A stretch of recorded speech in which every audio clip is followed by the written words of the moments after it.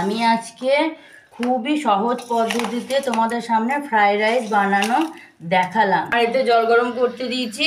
আমি ফ্রাইড রাইসের জন্য তেজপাতা, শুকনো লঙ্কা দুটো, এলাচ, লবঙ্গ, দারচিনি আমি ভালো করে ধুয়ে নিয়েছি। চালটা আমি আধ ঘন্টার জন্য ভিজিয়ে রেখে দিয়েছিলাম।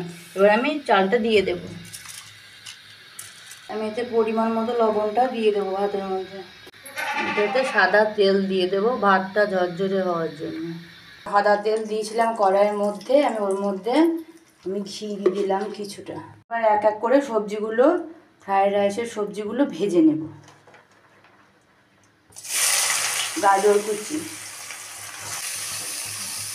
ফ্রাইড রাইসের ভাতটা আমার দেখো হয়ে গেছে। আমি এবার মাঠটা ঝরিয়ে নেব।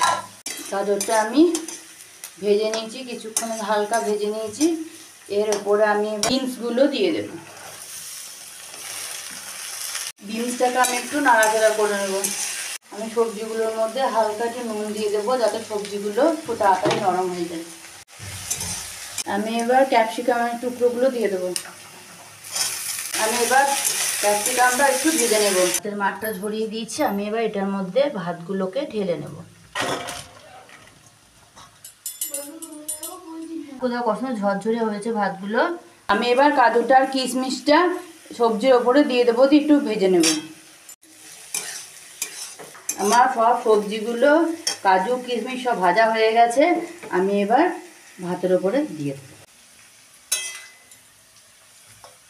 সবজিগুলো দিয়ে দিয়েছি। আমি এবার এটা পরিমাণ মতো চিনি দিয়ে দেবো এর ওপরে। তোমরা যে যেমন মিষ্টি পছন্দ করো সেরকম মতো চিনি দেবে। আমি যেরকম মিষ্টি খাই সেরকম আমি চিনি দিলাম। এটাকে আমি এবার ঝাঁকড়িয়ে নেব।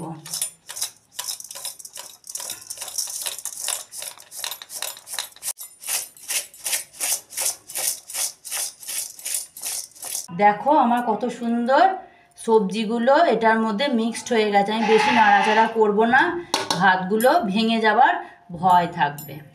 দেখো বন্ধুরা কতটা কালারফুল লাগছে আমার ঝরঝরে এই ফ্রাইড রাইসটা।